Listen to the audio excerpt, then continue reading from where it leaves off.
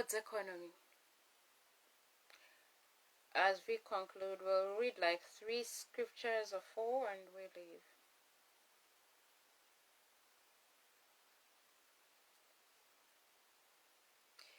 We stopped on verse 33 and I'll read it. Genesis 41, God's economy. So now let Pharaoh prepare ahead and look for a man discerning and clear-headed and wise, and set him in charge over the land of Egypt. It's a series, now we're on its continuation. A wise, and set him in charge over the land of Egypt as governor under Pharaoh. The season we are in, the Lord wants you to be his governor, because you have what it takes to help people in the season.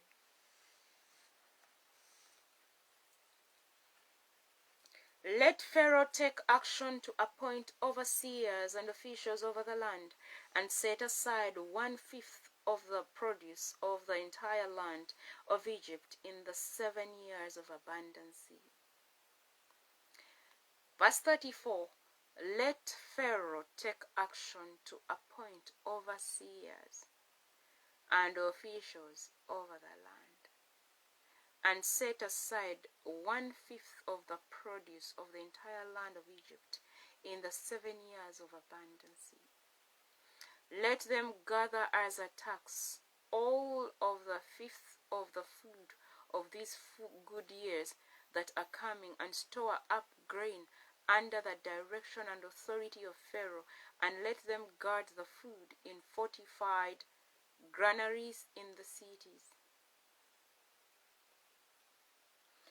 Let them gather as a tax. Do you pay tax?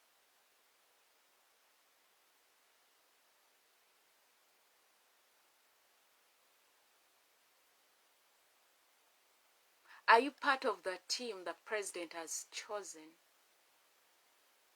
as the disaster preparedness team? What are you doing? Uganda, did you prepare yourselves for the season? Each of the church, God gave them an assignment. Now in this season, we are supposed to work together as the body of Christ in Uganda. The Lord equipped each church so that when we are having a crisis as a nation, we stand together and solve the issue. That is the same thing the political arena is supposed to do. In such a time of crisis, the ruling party is not the government.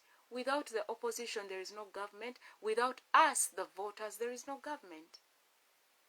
The ruling party is the one that has the head of state. The opposition is part of the government. The members of parliament are part of government. Ministers are part of the government.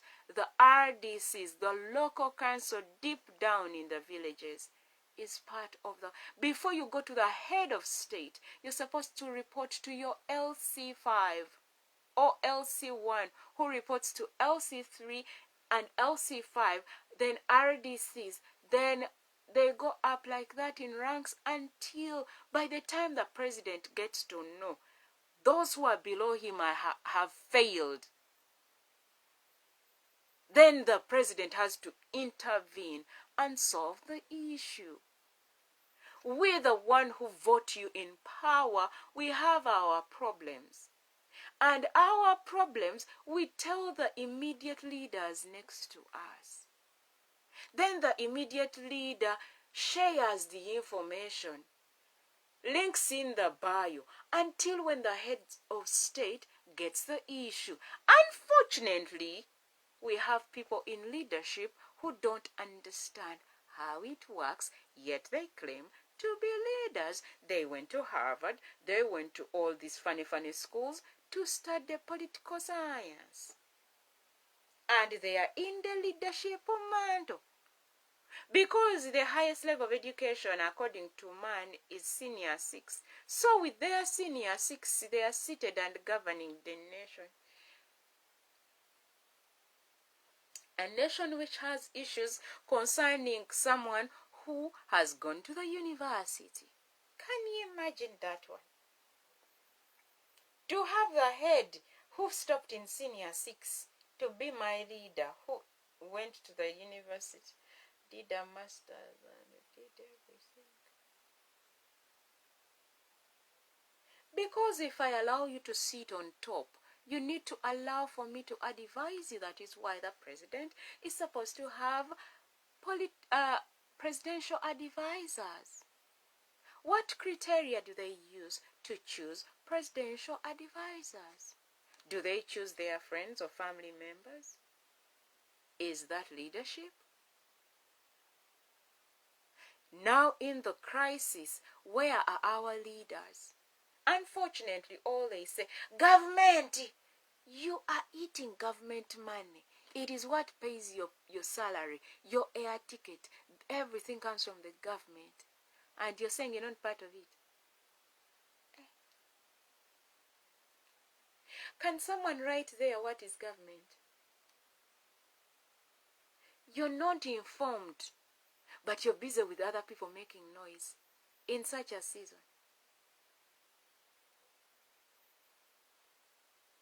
Iron sharpens iron through discussions.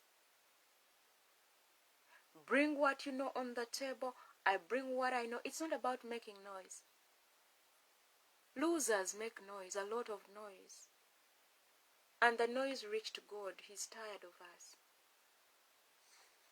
Instead of God hearing us praying, seeing how when we change in our hearts, everything we do just raises up with glory. Unfortunately, all he's hearing is us abusing, crying, rioting, breaking law here and there. How could you make the law and then the other one break it? How? Where? Kagamba. Instead of God hearing us praying and crying and telling God, please calm down. All he's hearing is us abusing one another, abusing the president here, abusing the first family, abusing. Then you also want to be the first family the next day.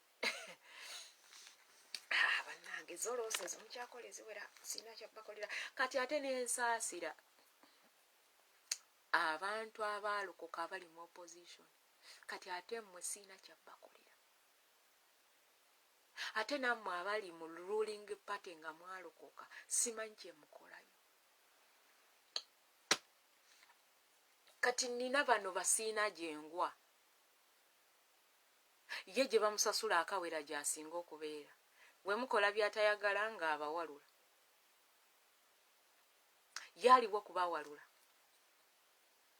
Kwegamba talina side ali awo alinaaganaaga. Be babeera mu gundi. What do you call it? No man's land. Jagala jateeka okugulu. When he wants today, he goes to Kenya. The other day, he goes to Uganda. Because in the no man's land, anyone can stay there. Go to Busia, you'll see that, what I'm talking about. Those who stay in the no man's land, they work in Uganda and stay in Kenya. All they do is just to cross the gate.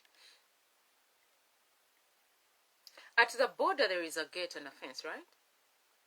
These guys stay over 5 miles away from the border itself. But they're also on the border. The other side, they did not put a fence. So they cross through the fence to go to the next ground and do what they want. The only time they're going to use the border is when they are driving. But the other times, it's a bush. You go through the bush, go do your business and come back. Because they don't want to pay taxes. That is the other thing.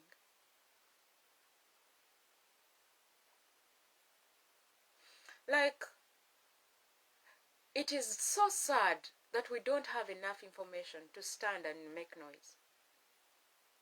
But we are making noise because we can. And the younger generation, I tell you, you're not informed at all. You start comparing Uganda to other countries in a weird way. I thought you're learning something from other countries. Other countries, things are very stable, and for them they support each other. But for us, instead of supporting each other and see how to solve the problems we have at home, we are destroying what is at home.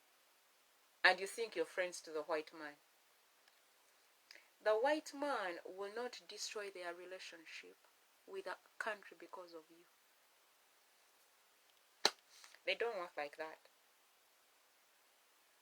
They don't. I will help you.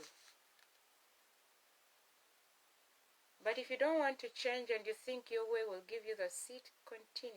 You tried witchcraft, opposition, witchcraft did not work. Now you're trying Italian to elsewhere. Continue.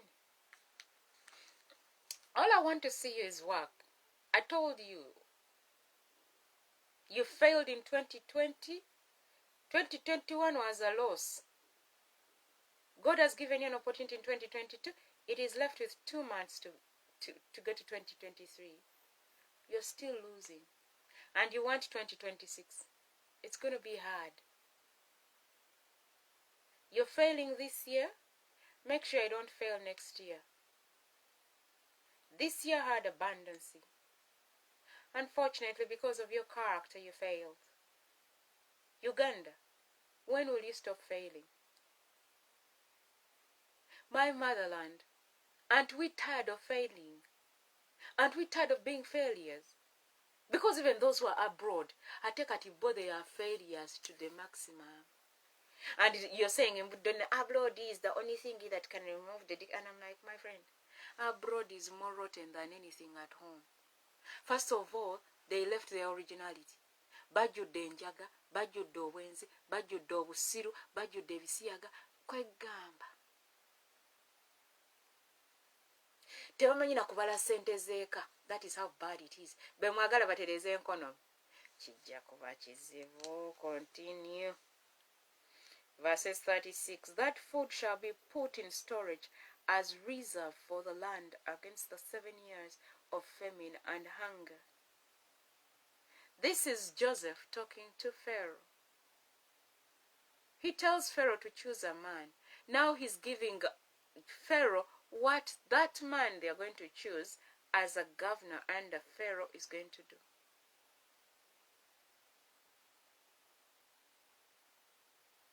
You were in prison. You have the solution. Now you're giving us the solution. God has chosen you for the season. What do you bring on the table? I've been sitting on groups and telling people, can you, instead of complaining, Esther is too much, monopoly, ye bwaleeta bwetaba joka, bino bijoka byemu forwarding. Tasobola ntuweereza wadde omulimu nti baguforwardings. Bw'ataleeta pornography, ejja kuba jjooko. That is all. Ekirala kyensinga okulaba abamu bye baleeta music. Naye solution to the economy kizibu. Olemwa. Omuntu n'afiirwa ne batunula ku gurupu. Wadde n'okugenda okuziika. Wadde n'amabugo. Bonna ne batunula. Egrupu ez'ekkanisa n'ezitali za kkanisa. N'eza famire. Omuntu omu n'afiirwa, babiri ne bagenda okuziika oba basatu. Ababiri ne bawaayo ssente, basatu ne baziika, abalala ne batunula. Gwayagala bw'afiirwa lwagenda ne lufuuka lutalo. N'akaaba nnyo nga bo bwe bataabaziikiddeko. I have seen all those things in the season. Waliwo eyaŋŋamba nti tuzuukira ku line tukopa ebintu by'abazuuku. Namutunuulira bwe nti neŋŋamba ono bwe nnaamuddamu ekijjo omanyi kinyaga bitono. Kansirikewo. Kati ekimwogeza ekyo yafiirwa. Yafiirwako mu 20 omwana wa musisita we. Kati yalabayo Obi na Ogi yenna bamuziikirako kati lwafuuka lutalo. Kati abalala buli omu afe n'omugugu gwe please. Nannyini mufu yakwata ewawunya.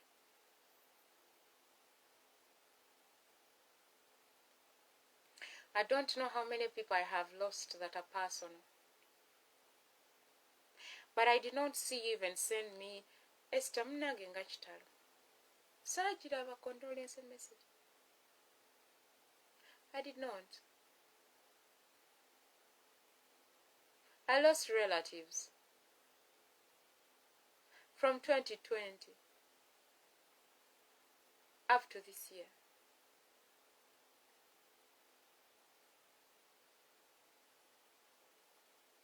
My dad lost his mother-in-law, the mother to his wife, on his birthday. My dad lost a sister to the Instagrammers. He lost a brother, a sister. He went to hospital when things were bad. My mother's side was losing like crazy. Accidents are like accidents.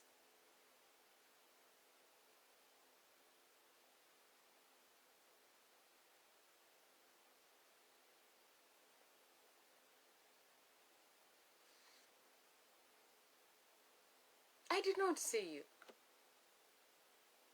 Yet in the season you're supposed to work together. Pray for each other. Tuzemu bannaffe amaanyi. Otuula ku gurupu n'akagambo nga kitalo tekaliyo. Ne batunula.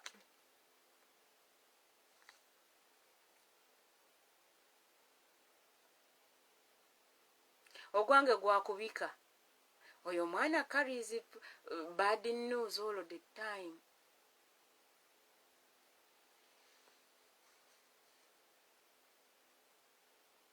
Bannange mugende muzikireko gundi taata we yafudde, maama we yafudde, bambi mugende eyo, sindikayo omutwalo. Kati eriyo baana abaagala okulaga nti nno be bamanyi nnyo omufu. Abo nabo ne batutamirako oludda. Lwaleetayo 10 bagule ekimuli n'afuuka wa kitalo n'obatunuulira. Ng'omuntu abadde mulwadde tamutwaliranga wadde 10. Kati ffe tumanyi kusekera mu kikonde nga ndaba abantu beekubye emizimu. Kyokka gw'olina solution. Tolina ky'oleeta, naye complain nga gwe mulimu. Banno bafiirwa, emirimu giweddewo, tebayina mmere, tolina ky'oleeta. Mbu ye gwe group admin, gw'otayagala gojja ku group n'abatunuulira. Oluvaawo nga weeyita Yusufu. Yefe Yusufu wafivon. When you add nothing to us. Nze mukwano nakooye kansa mu magumba. I don't want any rottenness. Kambeere nalufeenya. Let us continue and I finish and I'll go. This was Joseph giving a wise counsel to the Pharaoh because of the dream he got. The president is going to call you. First of all, you went to the university on government sponsorship. The president is going to call you. And you're not from NRM. You're under DP, NUPU. Before NUPU came, we had DP, FDC, we had UPC. How did NUPU come into existence, Imposi? How old are they? The other people from these other oppositions connived, and they actually just connived and made another small group, which has loud people. For them, they are loud. Tulina okubamanya nti gye bali. Anti bambala red. But they come from these other political parties. Naye baali baagala okutuusa ti baleekaana nnyo tubawulire. Naye tebalina kya mugaso kye baleeta. Babitandise kati ate kwe bayimiridde ne balyoka balaba nga bakitalo. Ng'ate bali mu bintu by'abalala bye baakola, bye bazze nga baprogrammingira, bye bazze nga bateeseza.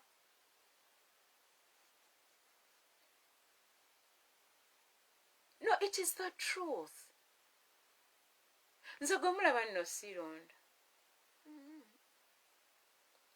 But I qualify. I'm a Ugandan. I have my indagamuntu, which will expire in 2025. Then I get a new one. I vote. People abroad don't vote. How can they remove the dictator, as you call him? It is God's economy. God is looking for a man and a woman ready to stand in the gap to bring some wisdom into the country. I want you to air your views, but before you look a loser and a noisemaker, get some information first. You think we don't see the wrong things that are going on, which are done by all the leaders in Uganda? And those that are blaming the president are part of the syndicate? Did you know that? I worked with them. They don't work. Wano we wasinga banyumira na kintu kidogo. They don't work. Kintu kidogo. Then I will never ndalaga akola nnyo mweye basa the khaki envelope. Kintu kidogo till when? Why should we pay for you to sit and do your work with such a bad economy? Now God is choosing a man and a woman in his economy to change Uganda. Hope you're part of that team. Hope you're the man and the woman. Let's continue.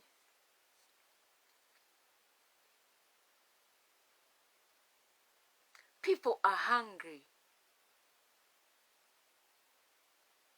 Instead of coming home, create jobs, create avenues, work hard, employ people, add value to the nation. You're just destroying the nation. And you think you're doing it, Kulumia president, because your families are abroad, right? For you can have access to leave the country.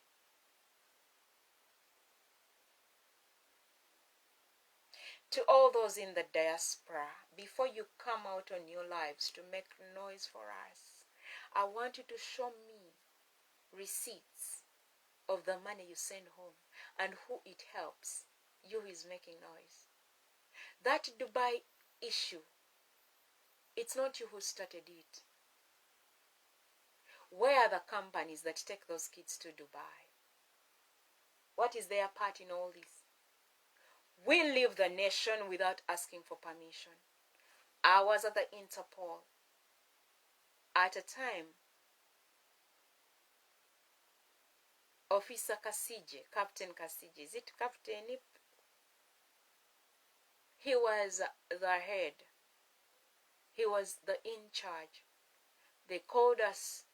He stood on the veranda of his office and said, I am not giving out Interpol letters to anyone going to Dubai, Abu Dhabi, Saudi Arabia, to be a maid. What they did, I sat with them. We wrote letters on papers like this. I still have my copy here. I have my copy of the Interpol letter. I made the photocopy. We wrote letters, handed in and sat and waited. I saw kids writing, they are going to be teachers, drivers, and all that rubbish. When it was a lie. You lied to leave the country. Who is to blame at this time? Aren't you responsible enough to stand and own up to your own mistake instead of blaming the president of Uganda? Did you ask for permission? Because when he's the one who has sent you, everything falls on him. Let us be honest with one another. Everything falls on him. When people blamed me for their failing marriages, I looked at how irresponsible we are.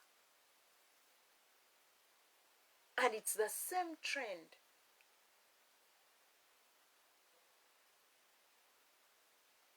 Trust me. The president has sat on that seat for long. 36 years is a long time. He's going to make 40. But Uganda, you're known to have kings. So I don't see why we should quarrel. Esther, he's not a king. The kings gave up the seat by fighting and killing one another. They lost position in the eyes of God. My grandfather was killed in rotten things.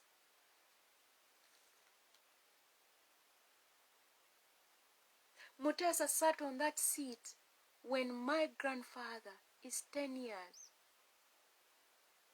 Is it 10? He was 15. And he was 10 years older. So he sat on the seat when my grandfather was 5 years. They told his mother to give birth to the next in line. And they made him sit on the seat at 15. Did he choose that seat? No.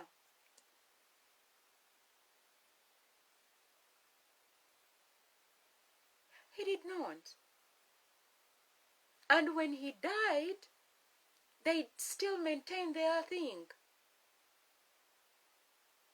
The children don't get to know the truth. They hide the truth. He died at 45. They put his son next. When I see other people saying that the other one stole the seat, I laugh my head off, and I'm like, you're also fighting for what is not yours. It does not belong to you guys. And God will not give it. Some of you want the king to die. I don't want the king to die. We will pray for him. There is power in prayer. God is looking for a man and a woman who is going to stand and pray for the king not to die when it's not yet his time. If he dies, the Lord will maintain the seat for the right owner. They will not give it to you guys. After him, we have next in line. We have him. We are not going back to collect the rubbish. We put the rubbish in the dustbin. When you put sand trash in the trash can, the only time you go back to pick it, it has to be a recyclable material. But there are some things we can't recycle. It changed. When Tata gave his life to Christ, this is what they feared. Unfortunately, his grandmother had already chosen. Sorry. We are going to stand on our toes, on our knees to pray for Uganda. Uganda belongs to the Lord. It does not belong to witchcraft. I don't care who you are. You can sin the Spirit, thank you so much, but you cannot reverse what you've seen. We have the power. The church has the power. If the church walks right with the Lord. Church, wake up.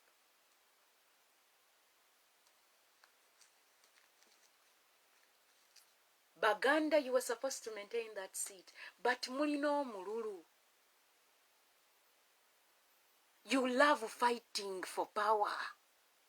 They killed one another, killed kids. And when a king dies, he dies with someone. So they killed innocent blood. And you think God is going to just look at us and maintain that bloodshed like that? If we don't change, it's going to continue. I come out to tell you nti abange mwefuula bagezi osaba biki by'otamanyi. Kati ate abatali Baganda ne gujja bagira baafuuka bagezi balina oluzungu lungi. Mukwano, you're operating under the roof of Uganda that came from Buganda. God is looking for a man who is going to help us with the economy, and that is the church.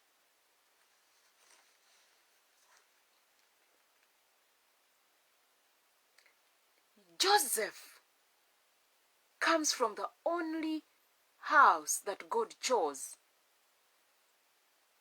God chose Isaac, the grandfather to Joseph. God told Abraham to leave his country. He was supposed to live with only his wife. But because we as men, we don't listen. Aba yeetikka ebintu ne yeetikkiramu ne Lutti. Yali amumugambyeko afulume naye. Lutti yali amugambyeko afulume naye. Bagenda otuleetera Sodoma ne Gomora. It was Abraham's fault. The way it is your fault. Okola Katonda byatakugambye. Whenever you don't obey the rules to the dot, you're in trouble. That message was for Abraham, not Lot. Lot was not part of the luggage. He was not part of the luggage. God had seen Lot's heart. Nga tamanyi Katonda. Agenda otuuka eri musajja wattu akula baatuuka ne babiyomberamu abalunzi b'ente nga babirwaniramu. Lutti alwana ne anko we. Ibrahimu n'amugamba mukwano oti noonya, n'amugamba n'okumugamba noonya gy'olaga, n'amugamba gwe londa. Ne baawukana. Laba agenda okwetandika akantu akake nga kalimu abasiru. Kubanga Katonda ali tamulonze.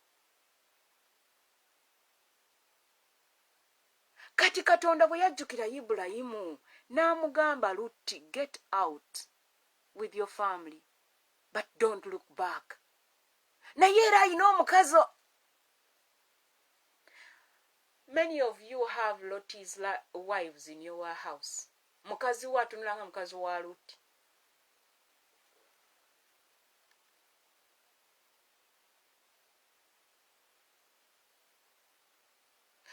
Lutti si yazaala mu baana be. Kagamba n'olaba ejja obuzibu nga buli mu Uganda wakati. Some of you, your wives, bakazi ba Lutti. Mukama bagambye mufulume, kikutunuze emabega kye kyakyo okujjako obutamanya. Season mbi. Mukama agambye family altar mubeere ku kyoto musabe. Wayombye n'omusajja tajja ku kyoto. Kubanga embala yombi. Tata w'abaana mukwate bulungi, omanyi tannatereera tannalokoka. Gwe kyuka maama kyuka, gw'oba okyuka, oyo omusajja alyoka akyuke. Oyo omusajja yakoowa Yesu ow'ebisiraani, Yesu ow'ebipali. Ate bw'omala n'omusabira akasaala akabi, Mukama ka bizinesi kakowe. Buli lw'anaatereera ngadde mu business as usual. Right, he has not yet given his life to Christ. His heart is not there. Akikola kusanyusa. Mama, enter your war room, girls.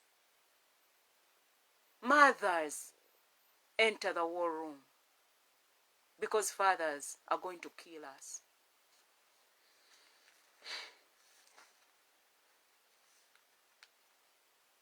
What fathers are doing is to fight amongst themselves.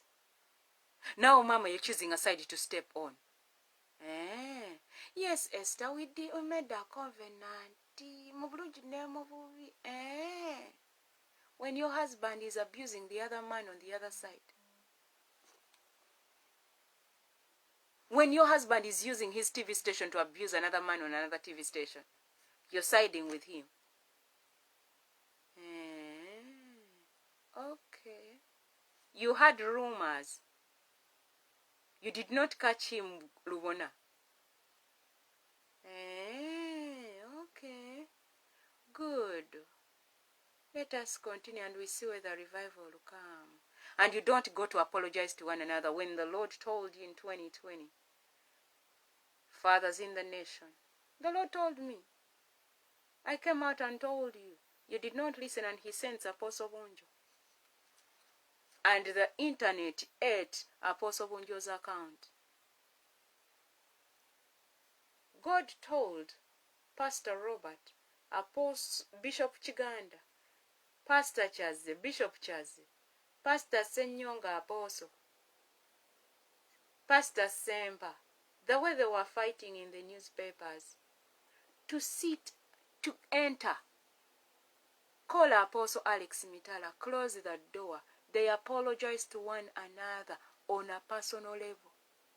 Then they pray together, then they come out and work together, and Uganda gets out. Have they ever done it? You thought the Lord forgot. Please tell your pastors, the Lord said this. The Lord has not forgotten, and you want the revival. Uganda. Esther, tatuzaate emyemabega. Genda okigambe Katonda. Bw'oba osobola, please go up. And you want the revival to come. Continue.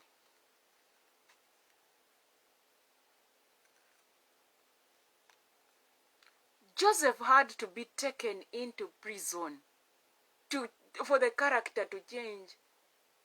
He was his father's favorite. The Lord allowed him to go through that chaining and zibunyo. He had to learn to forgive his brothers. Olimiridde katuuti k'obuulira about Joseph. Yofwefu. Continue.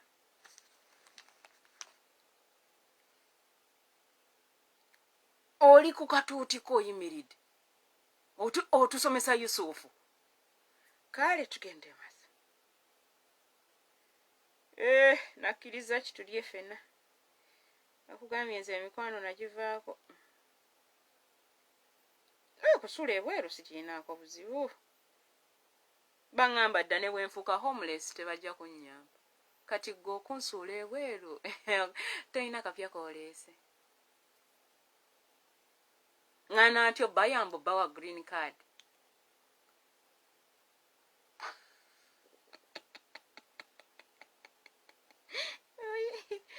Nasakere maawe zijja zindye omwana wa Benanka.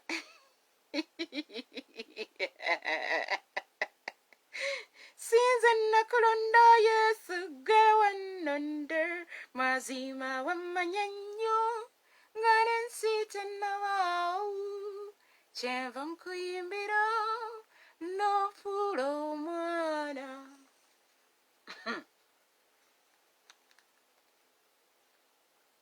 And you're busy there seated in your houses crying economy. Ebintu mwana bizibu. Auntie, you've refused to obey. Lwaki tebibeere bizibu?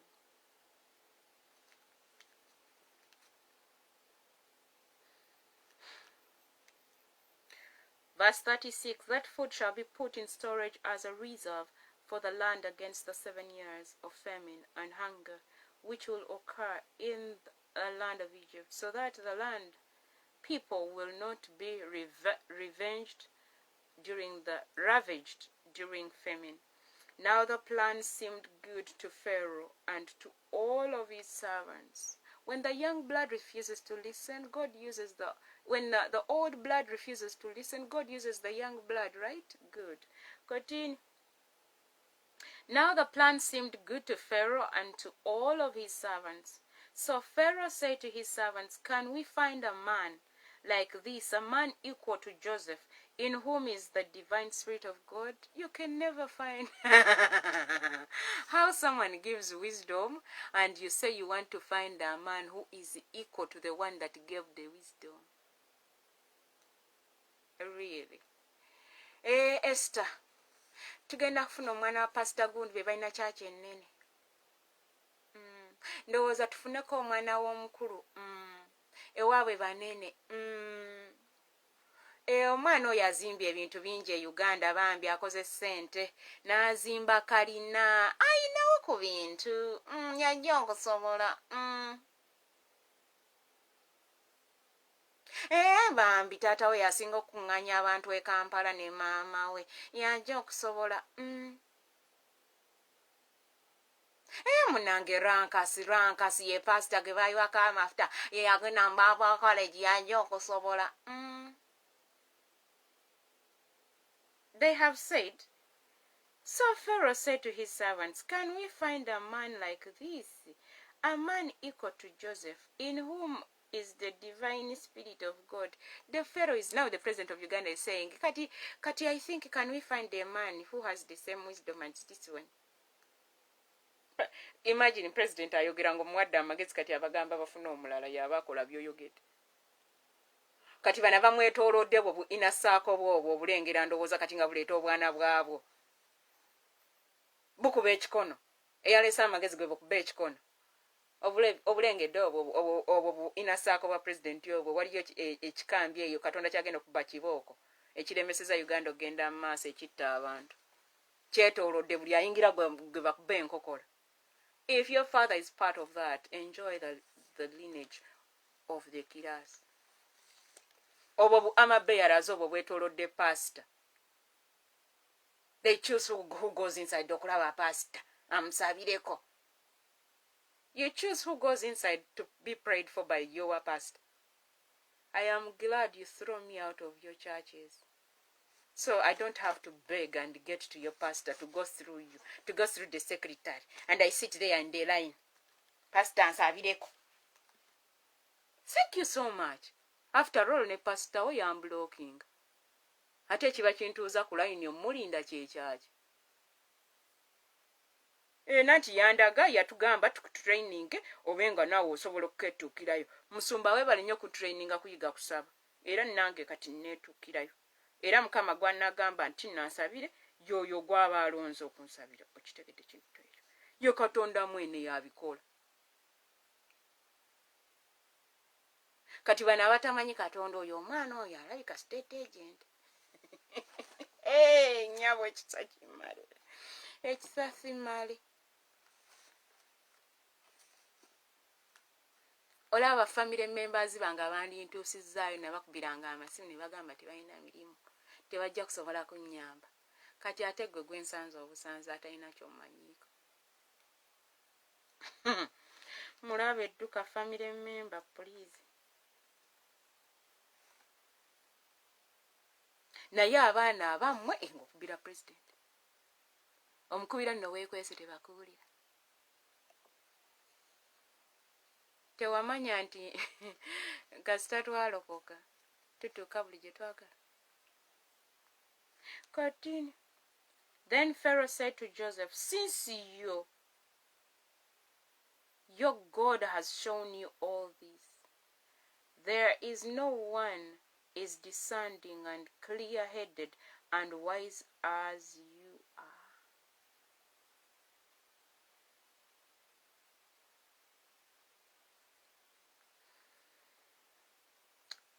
You shall have charge over my house, and all my people shall be governed according to your word, and pay respect to you with reverence, submission, and obedience.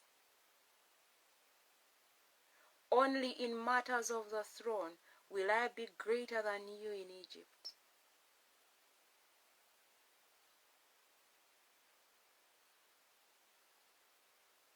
How is the economy?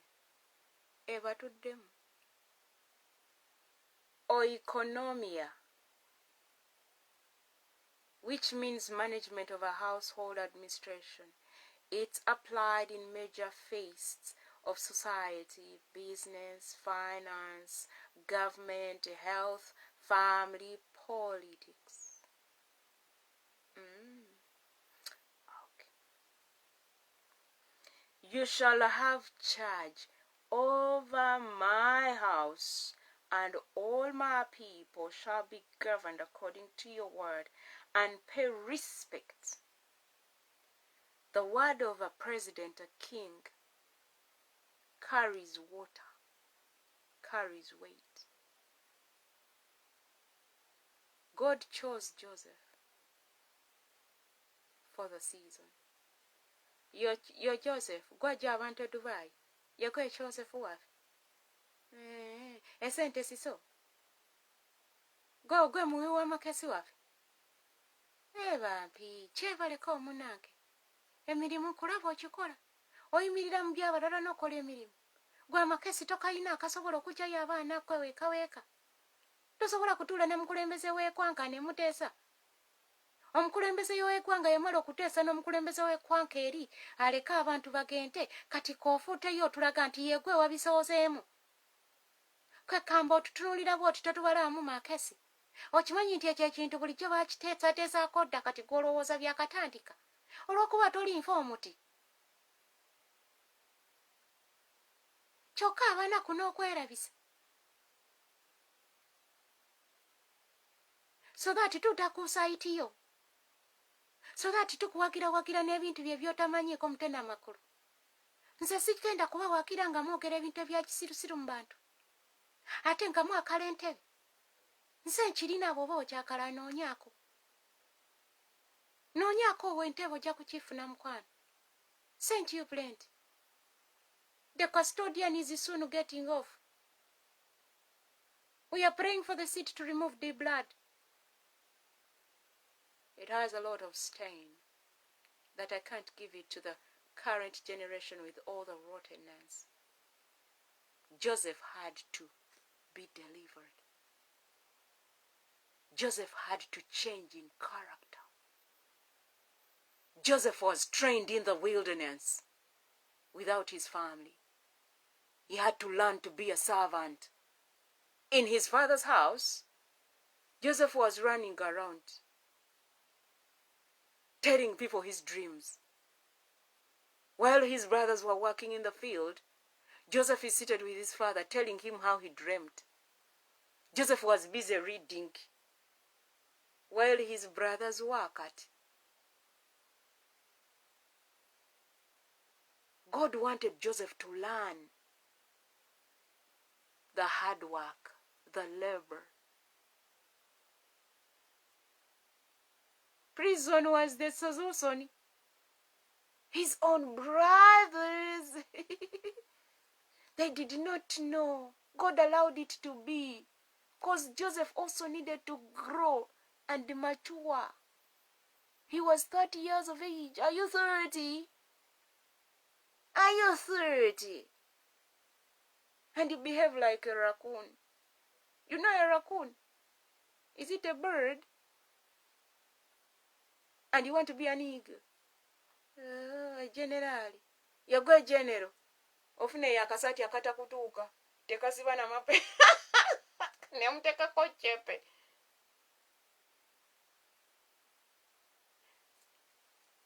I am helping the young generation, by the way, for us to overthrow the old generation. Neto nabitegeera. Oza chimesta wagira Museveni. Nze nina ebimujjako. You think when you riot ngavaako. You think when you make a noise ngavaako. You're trying to pull stunts of other countries. They don't work. Uganda belongs to the Lord. It is a national curse, Lord. Whether you like it or not. Fet tugendo batwala mu yala. Nkulina wano mu spiritual rhyme. Jenjagala jenkuza. Nze bwe musaba Katonda akola. Gwe bw'osaba tawulira. Lwaki ojjudde effutwa, ettima, obusungu, obutemu, otta abantu n'akamwako buli ssaawa. Queen bwe yafa ne mulyoka mufubutuka, yiye essaala zaffe zigenda mu nsi ndala ne ŋŋamba laba abasiru. Oyagala omukulembeze afe ggwe. Agenda kaddiwa. Abeewammwe bonna bafe bakunkumuke nga ye waali. Toyagalizanga omuntu okufa nze nkubulya, tokozesanga omumwa gwo. Abeewammwe bakunkumuse. Mufiiriddwa. Kikolimo kyava ku mumwa gwo kwagaliza mukulembeze kufa. Kati gwe tobimanyi. Omusaayi ne guyiika. Ffe abategeera kigenda mu maaso ne tubasekera ne tugamba bwe munaatereera tujja basanga. Muleeta ebintu ebireeta okuyiwa omusaayi buli ssaawa nga ffe tubatunuulira nga mubeere nga mukaaba ye Museveni yadda awandi. Kati nno buno butuula mu diaspora. Esther regimette abantu. Oyo omusajja nga tannatuula ku ntebe Abaganda mwatta abantu temutuleekaanira. Olaba mubatta mu mayumba gammwe nga mwebase. Musajja wattu ali eri waggulu ogenda okulira ku bukedde baamuse. Omusajja asazeeko mukyala w'omutwe n'abaana era ye president yabikoze. Esther nanti obwavu bungi. Genda obuze Mukama gye buva. obwavu bungi nga family member utasobola kuteeka mu kakampani ke yatandika ateekamu abantu abalala. Lwaki family yammwe mulimu abantu basatu be balina sente n'akayumba n'akamotoka nga te mwenna mwasoma? Can't they connect you to a job? Temutunyumiza bunafu bwa mbongo. Tobiddangana mukatini. Akwegamba abalala tebasobola kukolayo gy'okola. Nkugambye nze bambuuza, waliwo gwe baabuuza, twalina ku mukolo. Ne bamubuuza, baamuyita, gundi jangu wano. Esther tasobola olowooza kukola mu ttalo oyiro. Omugagga n'afubutuka n'agamba nedda. Ngamba tunuulidde nali ku maviivi.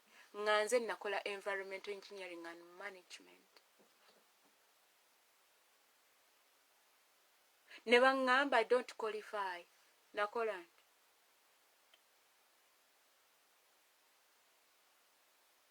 Ng'ate ye okuyingira mu ttalo kaali kasimu.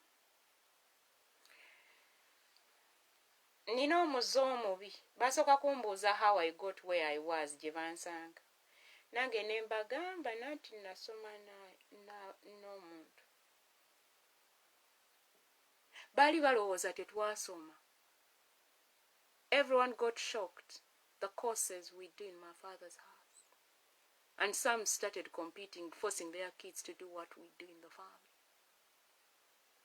Bwe bayita ba engineers mu family, it is my father avayo full board. Abala they have one in the family. Ewaffe tuliko full board, please. Abala bali mu business. Ba accountants.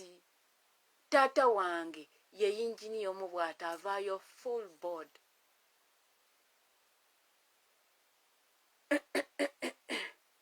Ng'ate bye twasoma biyamba eggwanga. Okitegedde ekintu ng'ekyo. Ffe tebatufunira mirimu, baatugamba we work hard. Ne tugenda ntwefunira emirimu.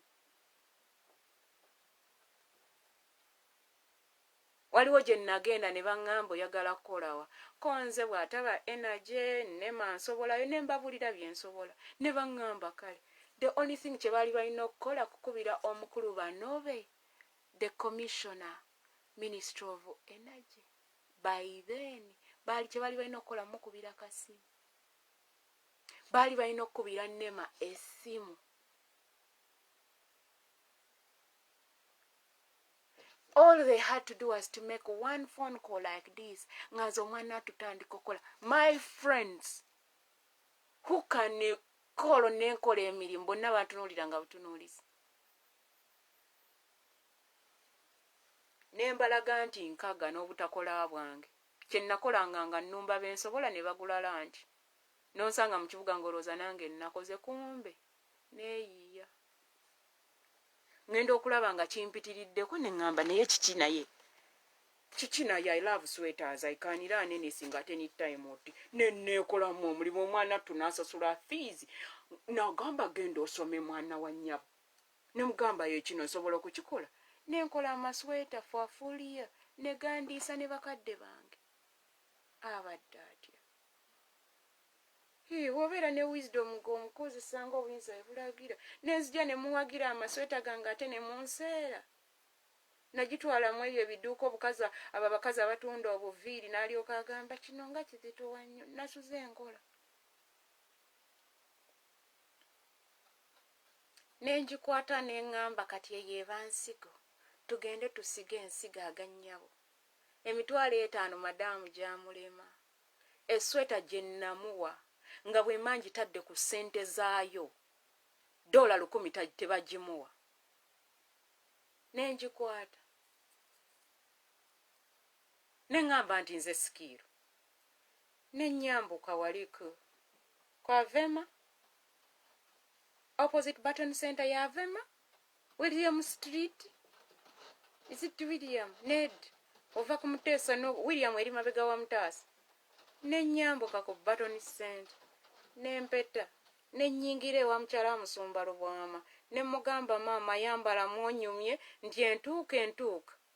Nga kuliko scarf yali ya peach. Nga kuliko ne pocket taddeko amasweta amapeesa nga bw'agenda Abu Dhabi America abeera woomu. Ne mugamba maama God bless you, nagamba sijja gitunda.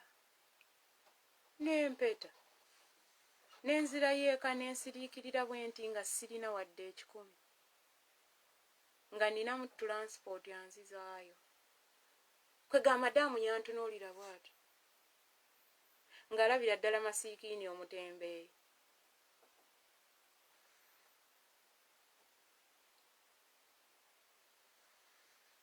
Katonda agenda kuwa amagezi naye olina okukkakkana. Mukwano, ebyo bye nayitamu God was humbling me. Nze we nali nkula one time one of my dad sisters nangamba Esther olina amalala ne neegaana. Ne neegaana. Ayina gye yantuma banfunira omulimu. Naye kuba essimu nga tebagikwata n'ensindika ka massage ne bakaddamu immediately ne bangamba Esther we don't have jobs. Nenziramu neekuba essimu ne ngamba tebalina mirimu. Nangamba ekikulu olina olugezigezi, ekikulu weewulirawulira. Nagenda okulaba nga kimpitiriddeko nange ne mugamba your relationship with your people is the same, not the same relationship I have. When someone tells you they don't have a job for you, tolemerako. Ne mugamba I will pray and God will create a way where seems to be no way. All they can do is make one phone call. Nze nakola ku projects za Nammanvi. Nenkola mu Coca-Cola projects zaabwe. Nenkola ku ejinja industries ez'enjawulo, maliba, batteries, bawo sijui ne tukola park eyo ejinja. Nammanvi National Park eya Investment Authority. I am part of the system. You northern bypass, southern bypass. Ebyo ebibeewanya bye mulinnyamu ne mugamba Uganda eyitiridde. I am one of the kids on those projects. And ezimu nagendanga n'omukulu bamuyitanga Arthur Nkutu bwe nagenda mu geotaxon. Bwe nali mu BIMCO twasharinganga projects nze n'entambuza ebigere bannange ne babawa emmotoka. Enkuba n'enkuba tetovaayo nga tobifunye omukulu byayagala. Bw'otabifuna olina okuddayo enkya. Natuka ekiseera n'agamba tuwa allowance waaki when there is no output. Kyokka nga reports twaziwandiise nezitwala mu NEMA. Ye output ye certificate okuva mu NEMA ewa investor approval. Lumu yantuma nensanga sekutale nga munyiivu muzibu. Nammalirako obusungu. N'amala nanneetondera nagwa mu gaapu ya mukama wange please. Omukyala yayomba nga nsirise mutunulidde wange. Kubanga nange navaayo nga mukama wange annyiizizza. Netunula wende. Nayomba. Namala nangamba we don't have a certificate. When it is ready, I will let you know. Namala nangamba, I am very sorry. I wasn't supposed to pour it out on you. It had to go to him who sent you. Nengenda neninya taxi nenzira ne bambuuza where is the certificate. Nemugamba I don't work in NEMA. Yasangaze for teko.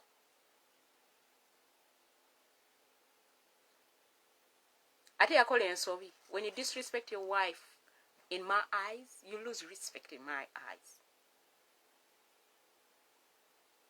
When I know your private life outside office, when you disrespect yourself around me, I, Esther Solome,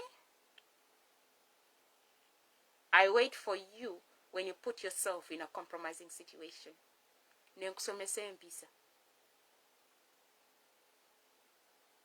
Yangamba nyiza okutta omuntu.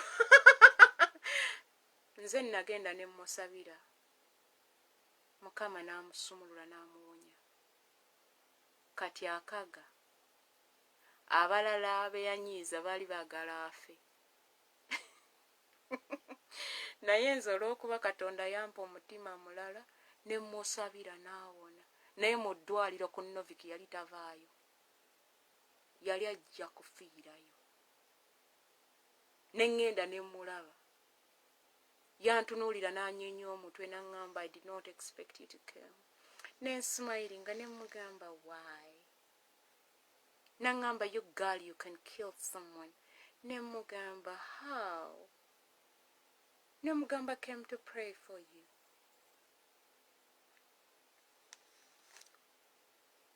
Yusufu, God had to train me. I had to go through being belittled by people to understand what it means to be a servant,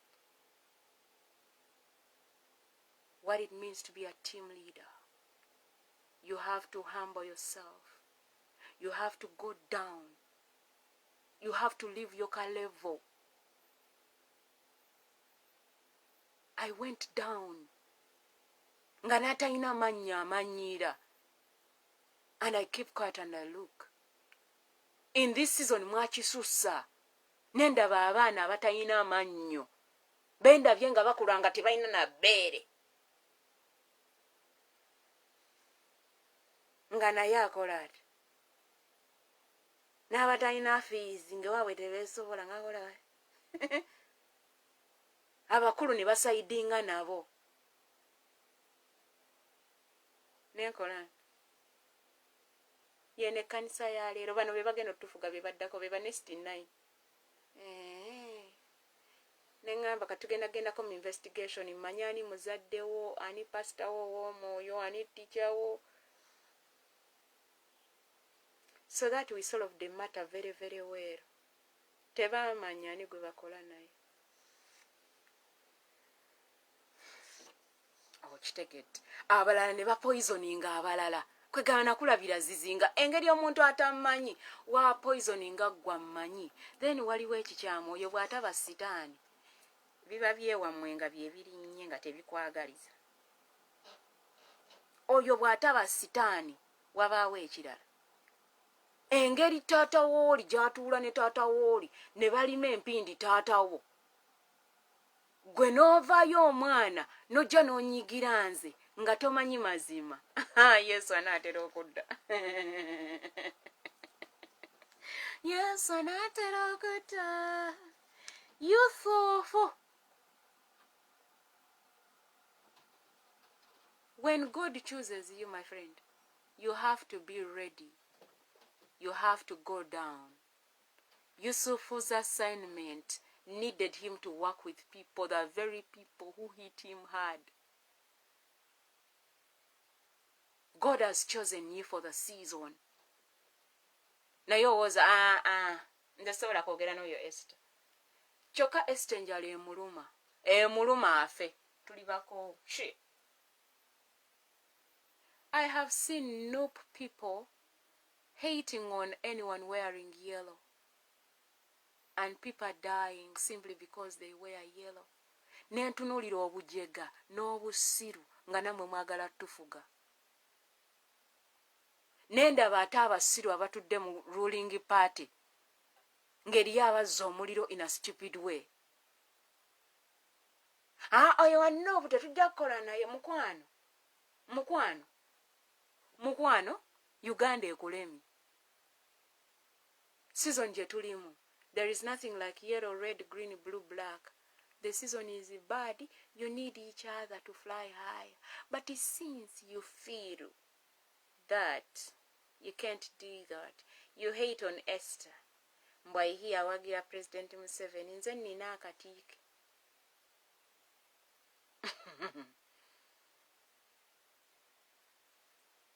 Bwe yaggalawo nze naggalawo ne Katonda mwene si president.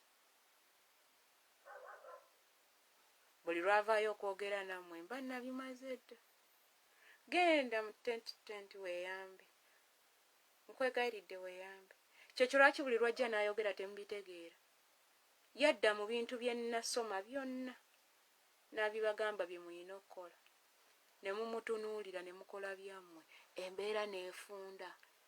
He represents God as a leader.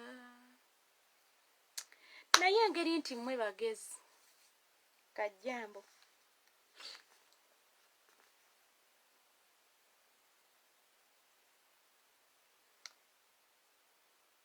Pharaoh saw Joseph that he was the only clear-headed man. Verses 40, you shall have charge over. Then verses 41, then Pharaoh said, verses 40, you shall have charge over my house, and all my people shall be governed according to your word, and pay respect to you with reverence, submission, and obedience. Only in matters of the throne will I be greater than in Egypt. Then Pharaoh said, because Joseph would be like, amagezi gang, nze bwenjogera Katonda awulira. Why should I pay respect to you? Kugatalina mukomole. But God had trained Joseph to respect leaders, despite his too much wisdom. Because he was working for God, not for Pharaoh. You give Caesar what belongs to Caesar, and what belongs to God to God. There is no way you're going to respect God when you cannot respect and honor the man you see, or woman.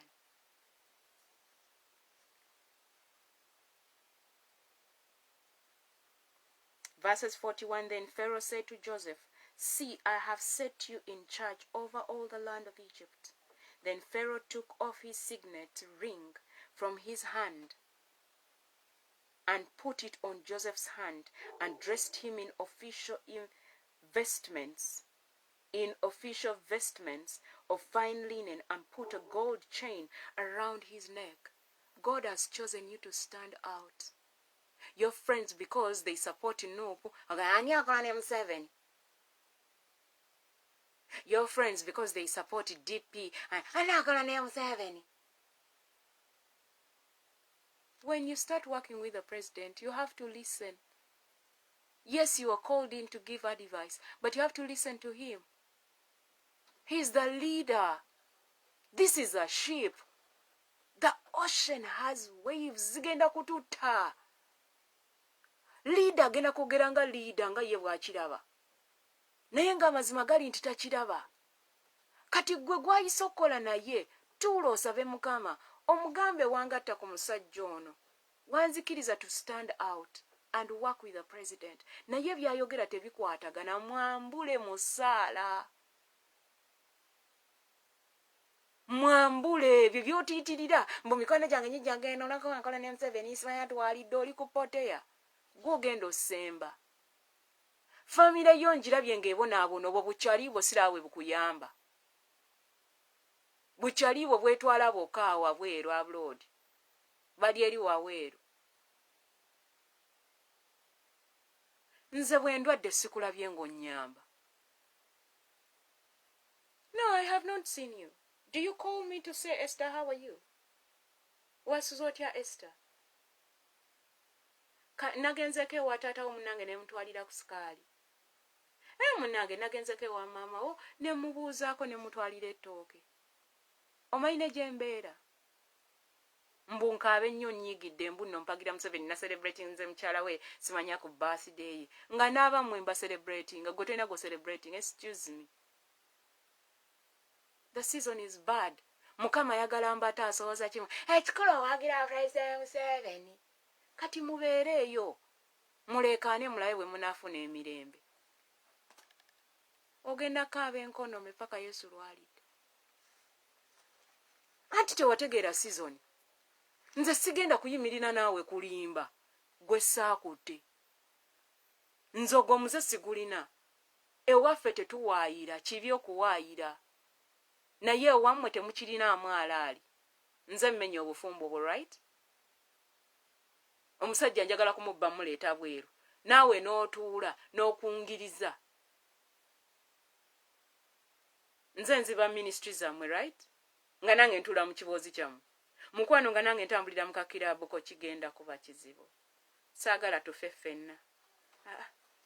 Sigenda kufa nga musiru nedda. Taawa yange yokufa tenatuuka. Saawa yakola. Esaawa yakola. Funga mdomo yake.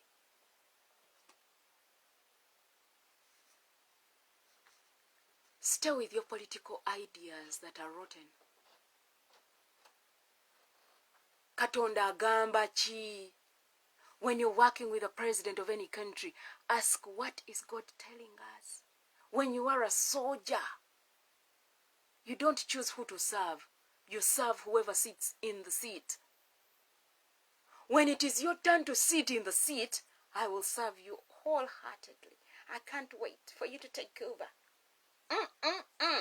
I cannot wait. But since it's not yet your turn, please wait for your turn and wait in silence. The season is bad. Death is on a rampage. Stay in your lane. Let us work who are chosen for the season. You will thank me later when your family is safe. Continue. Please, you can throw me off all the groups you want. Those are just WhatsApp groups. You can block me all you want. Let me hope you can go through the Red Sea when it's time to go through the water. Let me hope your group admin can take you to the next level. I cannot wait. Let me hope your group admin is praying for you. Nga mwine ebizibu eyo mu bugrupu bwangu. Nedda mukwano. Each one of us can send something on the group, right? It is either funny, it is either a song, it is either a business, a job, or it's a prayer. Because all that you bring, prayer is above it all.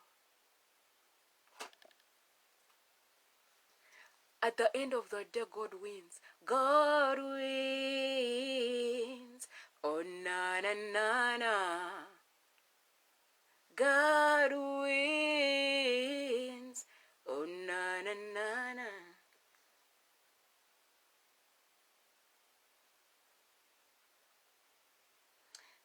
Verses 42, then Pharaoh took off his signet. Now, Mwambaza, God wants to dress you up in the garment for you to do his work. Sijagenda. Bajagamba nalidde mu lukwa party. Nga gwe wasoma ku sente za government. Nga gwe gwe batwala abroad okusoma. Ofuna amagezi. Talo oiro yabasomesa. Now they are calling you to work for the government and you're saying what? Sijja kulya. Nga Katonda gwe gwe wadde amagezi agatutwala ku level endala. Wedde mukwano. Gwe n'akayumbako Esther 4:14 ejja basooti nga genda ogisome. Mukwano. Esther was chosen for the season. Jeremiah, Ezekiel, David, Joseph. Noah was chosen. Otudde mu kigurupu kyo feka tribe cafe, that is what I believe in. God has chosen you out of that small tribe that is even rotten. Mwewana temwina kye muleeta. Okujjako tunyunyunta. Nga nze ntambula n'abanyunyunsi. Apaana sijui. Musigale mu bintu byammwe.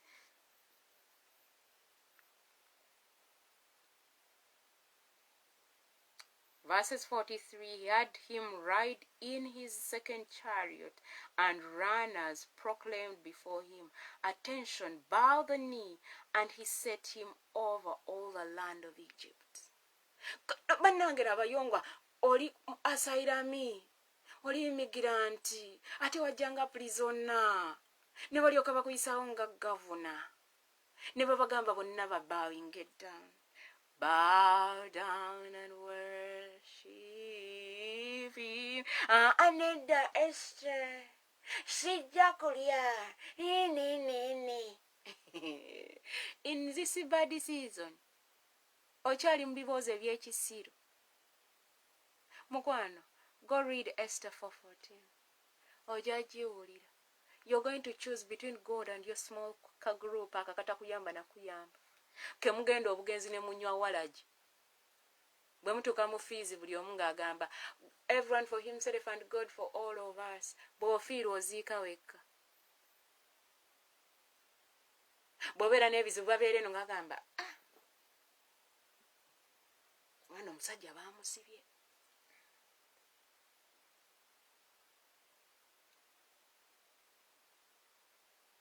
Mwana omusajja omukazi yafudde yamulekedde abaana. Mwana kyali waffe yafudde yalesa abaana 5. Wabula tetumanyi oba anaamalako atya.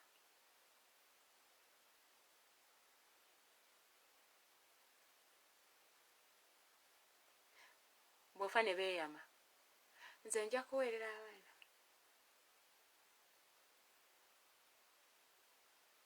How many times have you called that house of your OB, your OG, your family member that died? How many times have you called them to find out how they are?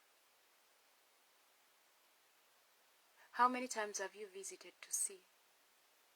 I've always sat on groups and I have requested people to visit each other. It is all my idea. It ain't theirs. But they stand in my ideas to disrespect me. I was working for God. They want me to be no bongo enough. Esther Bowen.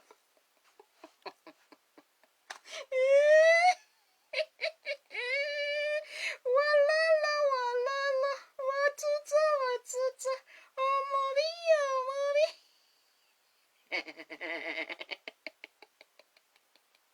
Walala, walala, watuta, watuta. Wali ku magezi gange ko bayimirira mbo be bakulembeze. Yusufu.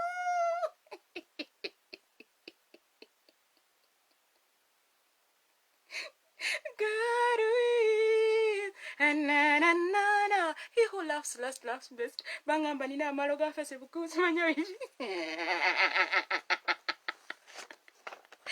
Na.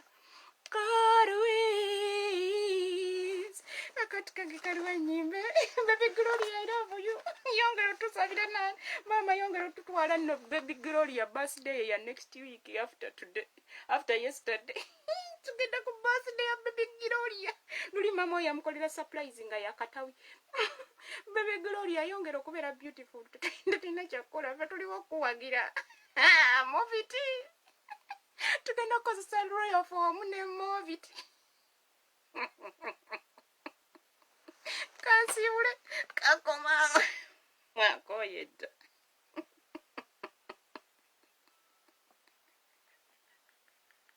Engeri gy'oggalira ebisumuluzo ebikuggulira ewere. Kyokka abasumba muli baakabi. Tulaba bannaze okuseetera kankyebase.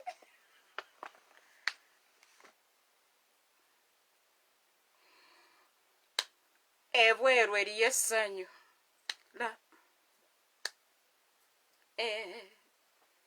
Akikoze Katonda gy'emikolo gyonna suubizanga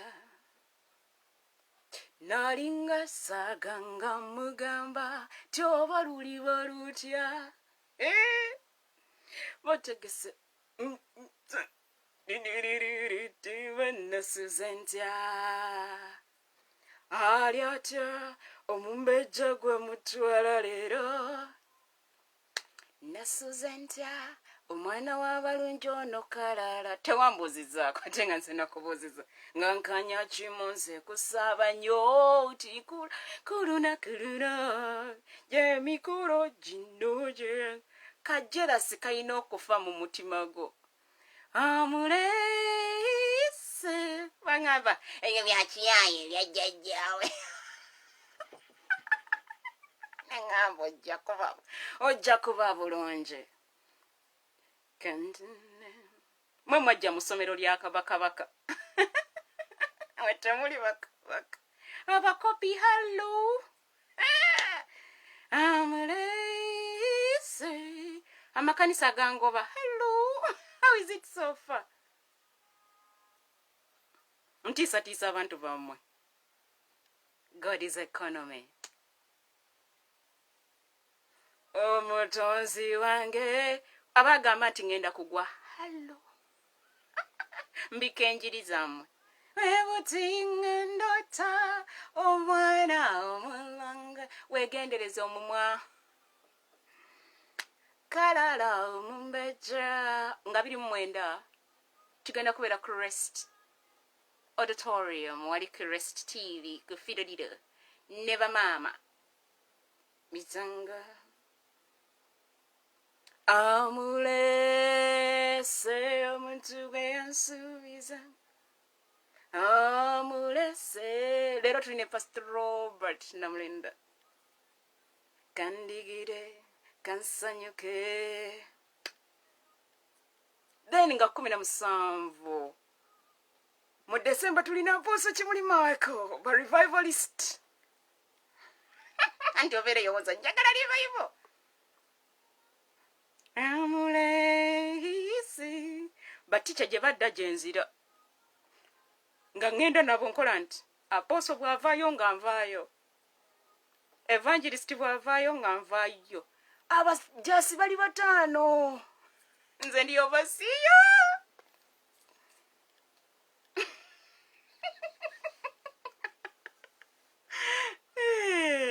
Pastor Ben bwajja ekiro ku ssaawa 4 nga nfubutukayo nga tusaba Pastor Tom bwagamba tukumbe nga nkumba. There are 12 of them.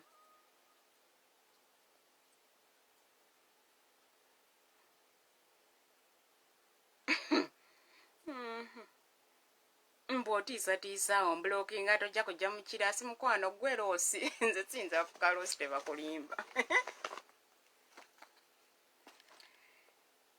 Ngoberera amateeka agakulema. Ogagaba naye tosobola gagoberera. Ojja kuba bulungi. Akantorana akampa omugisha akankunda Yesu wange. Mwakwata mu kinu nga mulimu enjuki. Kantorana akankunda munonga Yesu akampa omugisha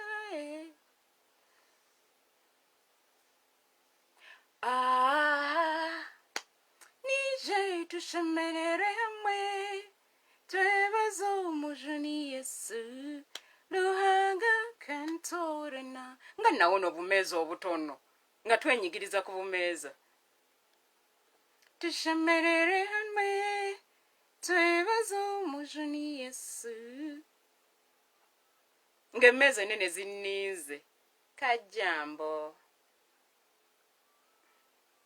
This is me flying higher to my levels. Nine yangamba nangamba Esther. At your level, you're answering back that one. He's just a fool. I'm food. Zirevasyo yanyonek babazi. Mwebale nnyo kumpanika na kunziza. Nze nno bwe nnyambuka sikkirira. Tushemerere hamwe twebaza omujuni. Train your own children instead of being jealous of other children. Let your children learn. Tushemerere hamwe. When you have your child to be like me, you're in trouble. The Lord told me to tell the pastors to train their kids in line with their callings, not to make them wear their shoes. Twebaza omujuni Yesu.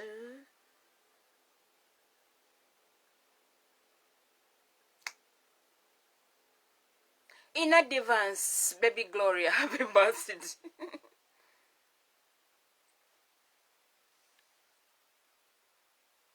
Until we learn to work together, Uganda, It's not changing.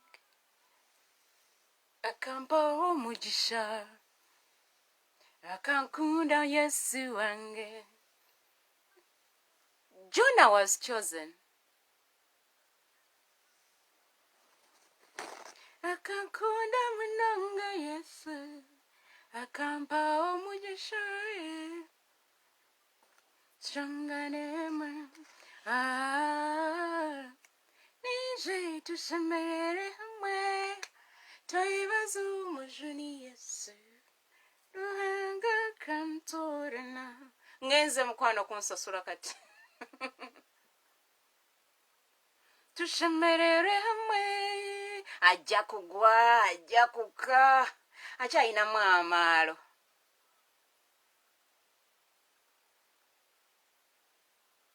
Ogwo mu mwago gukweyimirire n'emyaka gyo. Nalaba abasumba n'entunula bwenti n'eŋŋamba. Bw'ona omanya azaala tojja kubiddamu by'oyogera. Taata wo ye yamusimba, owange yasimba owuwo. Yanyone bobozi. Owulira otya muli nga taata walina omukululo? Kankisusse taata wange nga bamulinnyiridde. Tushemerere hamwe, twebaze omujuni Yesu. N'atalina amannya yakalaba emmotoka n'alinnya ku mmange ne kitange n'enkola wenti ne ŋŋamba.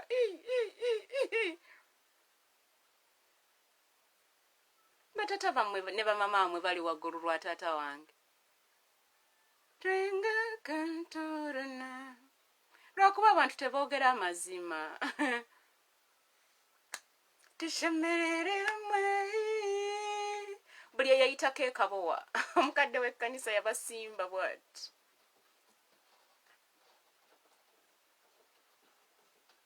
Tojjukira mu history yo tekiriimu. The young blood that goes to Kabowa when it has tiles, careful with that pulpit. It raises leaders. I crawled on it, ngamfufu, with other babies. I was one of the kids who crawls from the back in the dust and sit next to my father. They did not know that God was training. Nga nyambadde nappies are white. Akampa omugisha.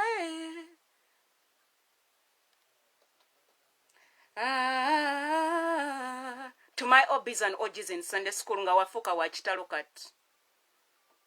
Because oli mukyala wa pastor, oli deacon, kajambo mbaagala nnyo. To all pastors' children or PKs. Nga mwafuuka ba kitalo, kati mbafuukidde ekitalo. Kagoba kammwe. Nga waliko nange mu Sunday school. I salute you.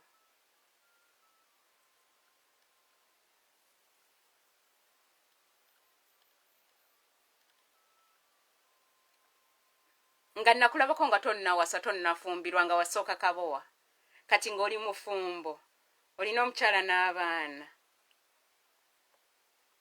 Nga wamblockinga ndi nonsense. Kagobako.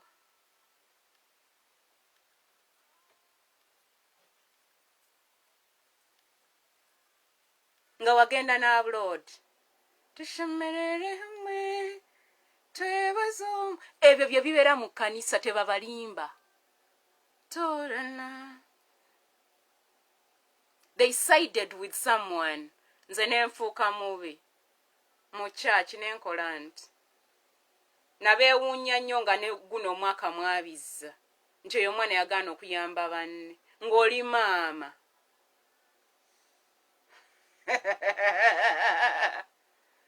Twebaze omujuni Yesu, ruhanga ka. Enkono ebali etya.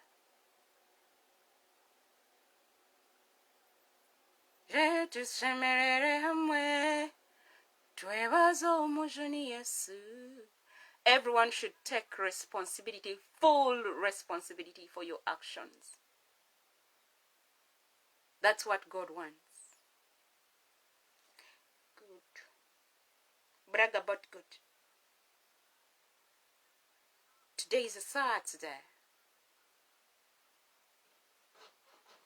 Make sure your children are walking right with the Lord, because God disqualified all of them. Abana bamwe abali abroad,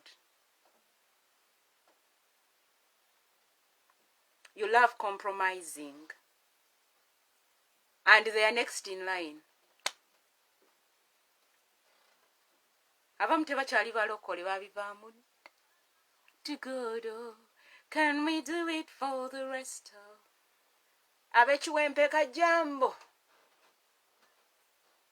nga wayitirako ekabowa nga temunafuuka bagagga nga bwe muli kati nga mwajja ekabowa nga temulina.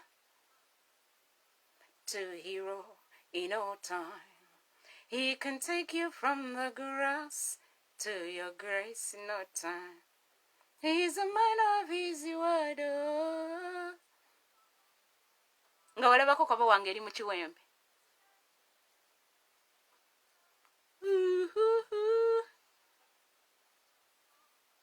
Kati nga mwe banene baffe nga tulina ofukamira wansi ne mututoolerako ne mutuwaako.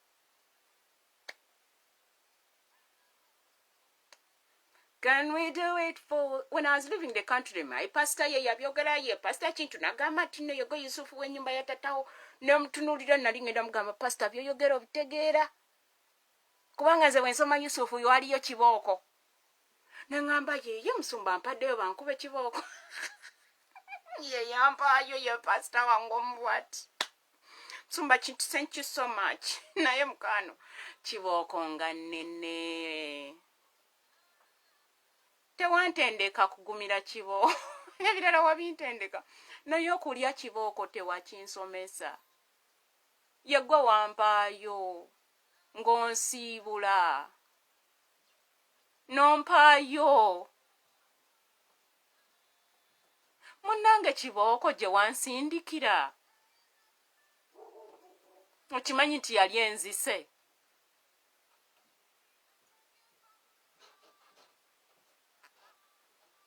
You're the only one I have seen ngoze mu America. Abalala babeera ne excuse. Ne baddayo eka ne banjogerako nga tebandabye.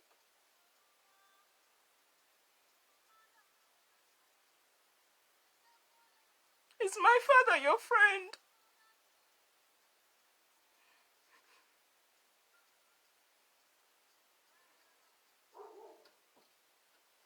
All his friends come here.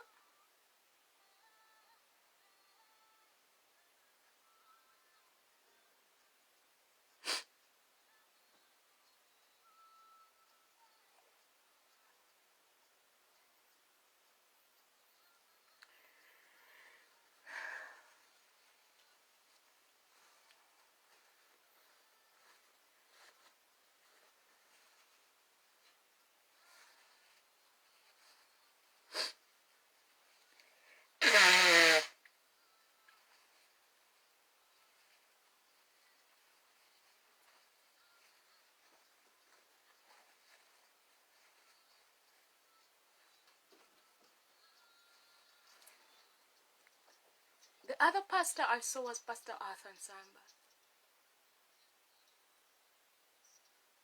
He was very excited to see me in 2018.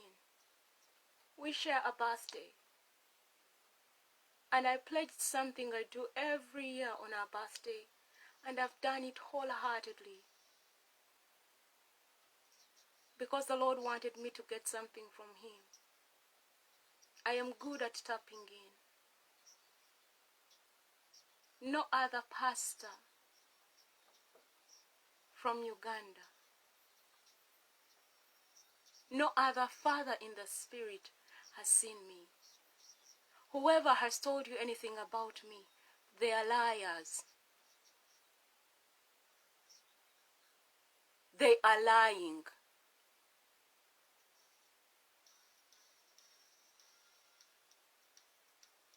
And other people would not have seen me if it wasn't for Pastor Kintu.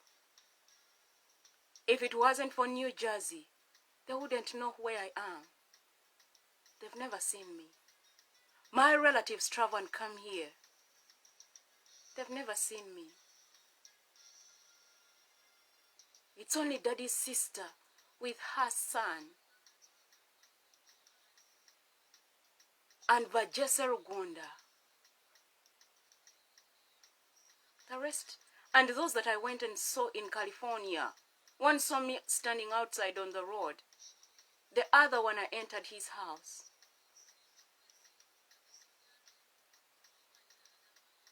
People come, they come from wherever they come to DC, they go to Maryland. Some even come to Virginia.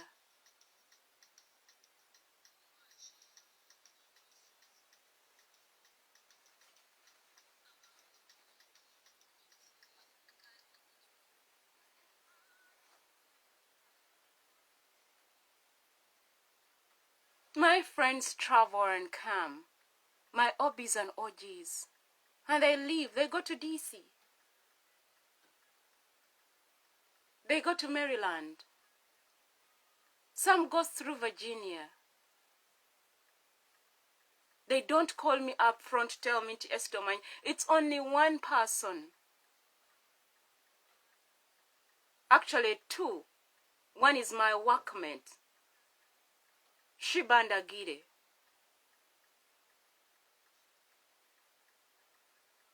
The other people saw me because I was staying in their house when they came to see their mother.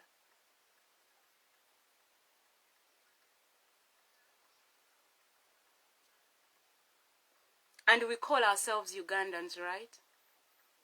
But you sit in your houses, in your groups. Please don't make me a topic if it's not about God. Thank you so much. I really appreciate. If you've not seen me, please don't go back to my country and tell my parents anything when you don't know anything about me. Leave my parents, leave us alone. Don't put my parents kubunkenke. You cannot come here nga tondabye noddayo n'ogamba abantu by'otalabye. Ugandans, we need to change. Enough is enough. If you want to change Uganda, you got to change first. And it goes to leaders out. Bw'oba omuntu tomulabye si lutalo. Nze sisobola kunyiigira ekyo kati kankubuulire ewammwe nkimanyi temulaba bantu ogenda ku kyakuleese n'ogenda. Era sisobola kunyiigira. Gye mbeera wala tojja kusobola kutuuka. Abali okumpi bakulabe. Sigenda kwata ssente ninnye ennyonyi kujja wooli. Sigenda kikola nga nze. Nedda mukwano. Because if you can't use your phone to communicate, then what? Ezo sente kanzisindika e Uganda, abakalamoja bazirye. You want to see me, you're going to move. It is that simple.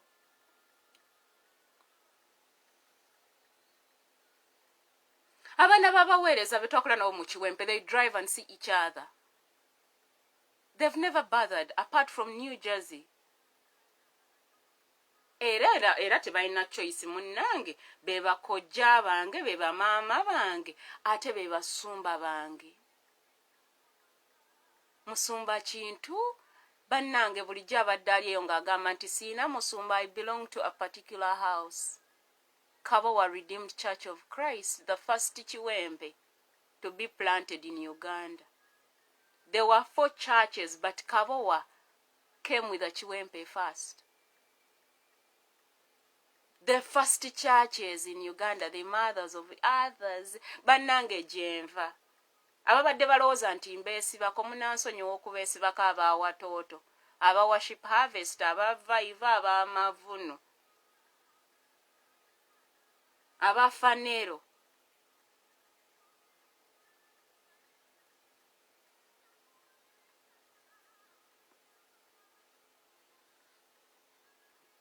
N'abapya abaawe Yesu akwagala, munsonyiwa okubeesibako abapya. I belong to a family. I wrote you a message and I told you in the season careful. We all have parents.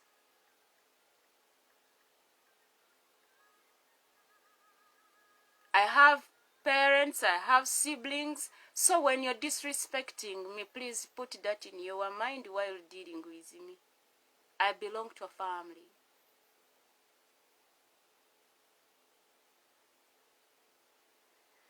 Buli omu alina famire gy'ava, siyinza kukwesibako nga tova mu famire yange, tebakulya binusu.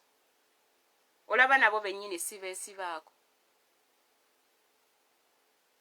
Ate ozaala otya omuntu n'omwesibako, tobaako ekikyamu. Naye nga mbaagala nnyo, Musumba Kintu munnange, weebaleka message ako okunsiibula nga Yusufu naye Kibooko ebadde enzita.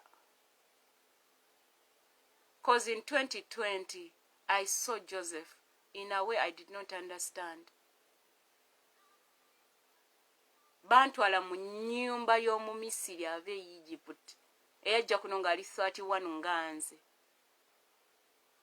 Ng'amaze emyaka 5 mu Amerika, ng'alina emyaka 8 kati. Naye musomesa mu muzikiti. Era ne Bayibuli agitegeera agisoma. 2 days namulabye n'asanyuka nnyo n'okundaba. Mu August ngebula weeks 2 September atuuke n'aŋŋamba nfulume. Nenneegezako kugera n'amboggolera n'aŋŋamba out. Nga ssente zonna ze nkoze nzisindikidde Uganda. Nzisindikidde mikwano gyange nga sirina wadde kuba akanyonyi. Nendiisa Uganda on a big scale. Zonna nga bwe nazikola. I did not save that money. Because as like I save money when people are dying, really? Is it logic?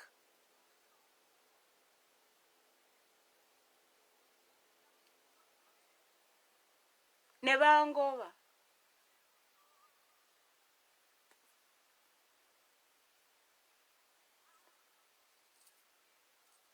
Ne mikwano gyange abaakimanyaako mu sizoni ne banneefuulira. Nali manyi biweddewo. Mwana tune guno omwaka ne banneefuulira. Nenkola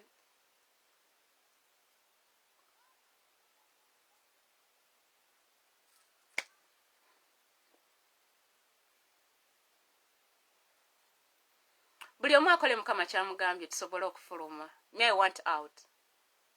Koye, it is way overdue.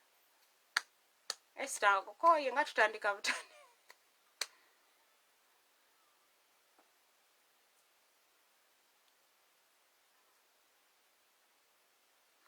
To read for joy, joy, joy, joy, joy, joy. And the praises to you, Lord.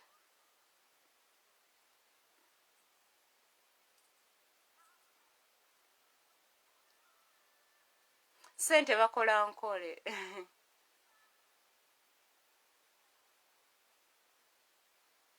Omulamu yakola. Neebaza Katonda for using me when you did not have.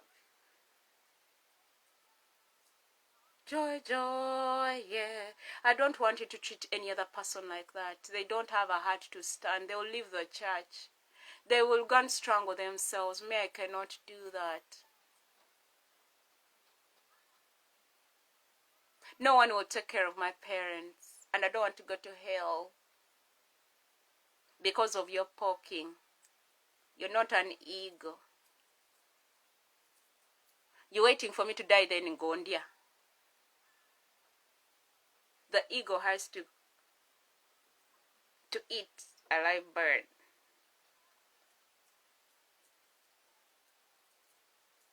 Odolo zangena kufiira mu mpewo kizibu. Nze bagobagoba dda zigwa sauce.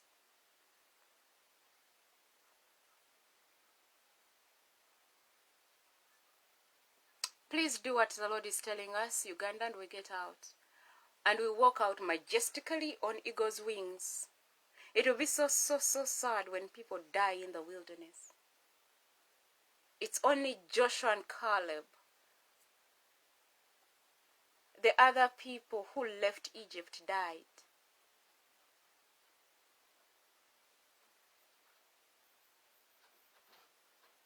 That class of genealogy is still on. The biggest family dynamics is still on.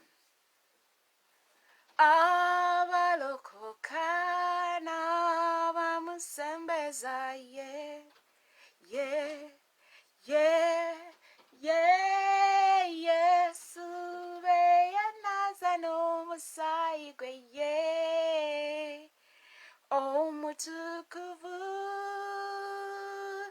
abakola obutuukirivu n'okubuulira banno bibalemanga okuba akasimu kange abayimusa erinnya ly'ekkulu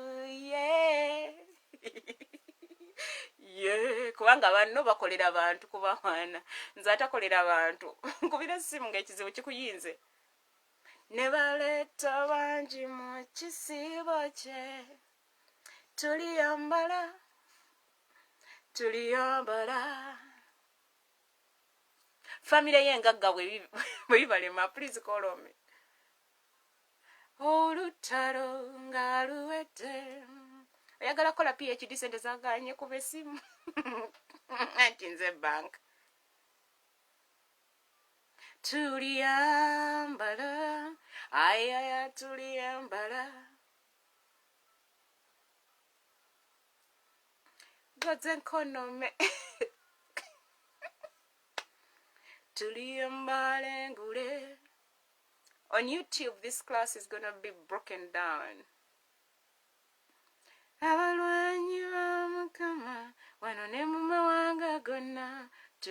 want to thank the 134 people who have subscribed to my channel. Timose abarabazi waggulu olwo tuli mulaba mukiteewa kye alitusangula amaziga alitunaazaako ennaku nga tuwonya okufa n'emiteeru gy'enseno olwo tuyiri basanyi okulaba omulokozi alyoka atutikire zimasamasa nga tutuuse mu Yerusaalemi tuliyambala.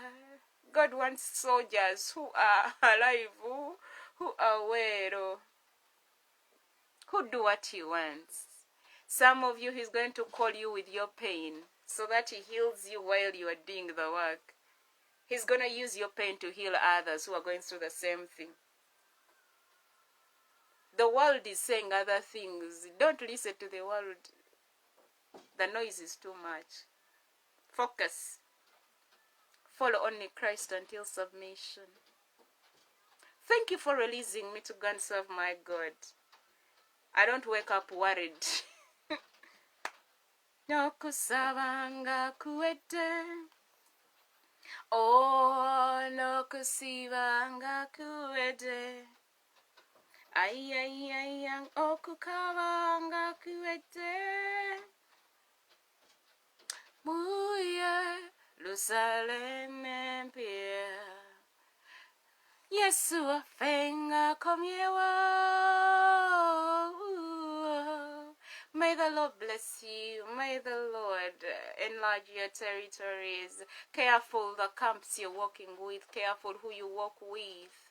Because you will be... you will fall in a ditch.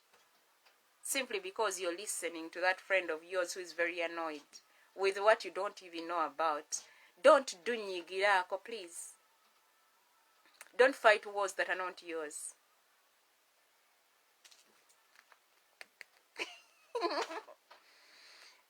May the Lord bless you, Jorin Kamwine and KJ Mwebaze. May the Lord enlarge your territories. May the Lord bless your families, your work. May the Lord enlarge everything that you touch and bless it. May the Lord anoint you. May you be chosen in the season to do God's work. And you have to be ready to do it no matter what. To every mother and father out there that is raising the next Joseph, the next Daniel, the next David, the next Esther, the next Elijah, the next Elisha, the next Jeremiah, the next Ezekiel, may the Lord anoint you. The next Jonah, the next in line of any kind. May the Lord equip your children. May the Lord take you to the next level. To all the 30-year-olds out there, may the Lord bless you. May the Lord increase you. May the Lord give you wisdom before you speak, so that you can speak with wisdom from God. May the Holy Spirit encourage you. May the Holy Spirit pay for your tuition. Those who don't have tuition, those who are married, may the Lord bless your children. May the Lord bless your spouses. May the Lord intervene in your entire life. May the Lord show his goodness and mercy upon you. Those who are rejected in your families, may the Lord give you a family that will wipe away your tears, a family that will give you a shoulder for you to stand strong and do God's work. May the Lord help you. Those who are struggling with forgiveness, may the Lord give you a heart to forgive. May the Lord soften your heart. May the Lord give you people who can sit with you, listen to you without judging you, and help you to get healed. God has called particular men and women in that field of counseling and guidance. They will counsel you the right way. They will guide you the right way for you to be able to stand strong in such a season. Don't allow the devil to win. Don't go into depression because you're annoyed. Don't allow it. Don't isolate yourself. Call someone. Talk to someone. Ask the Lord to send you a man and a woman who will understand you without judging you. There are people who cause the problems in our lives. Then they judge you instead of helping you to grow and fly higher, because they don't understand the matters of the heart. May the Lord give you someone who will stand and listen. If they are not there, allow the Holy Spirit to take the route. Because he has done it for me when people don't understand me. When they are blaming me for things they themselves have done. And God has done an amazing job. I am where I am. I look the way I look because the Holy Spirit has done his work. May the Lord bless the works of your hands. May the Lord connect you to the right men and women. May the Lord choose for you the right tools for you to do the assignment. When you choose yourself, you're going to choose people you're comfortable with. Allow God to choose for you men and women who are going to raise you high and not put you down. Strong people raise others up. Weak people step on you. That is their part. When you get that in your mind, it will help you go to the next level. When you see anyone tarnishing your work, stepping on you, laughing at you, just know you're working with weak links. You need a strong team in such a season. I cover myself in the blood. No man or woman or spirit that is not approved by God will find me. Father, let them forget me. Let them lose my number if they're not coming with peace. I don't like peace destroyers. Lord, connect me to the right grounds for me to fly higher, up to the level where you want me to be. I give you praise, I give you glory, I give you honor. Father, bless the 50 people I tagged in this class. Some, they'll see me on their pages. Some I don't appear there. Lord, bless them. Enlarge their territories. Teach their children to be the right leaders. Bless them, Lord, as we teach your people in that season. I give you praise, I give you glory, I give you honor. In Jesus' mighty name I believe and pray. Have a blessed day. Enjoy your Saturday with your family. I sign out. Bye.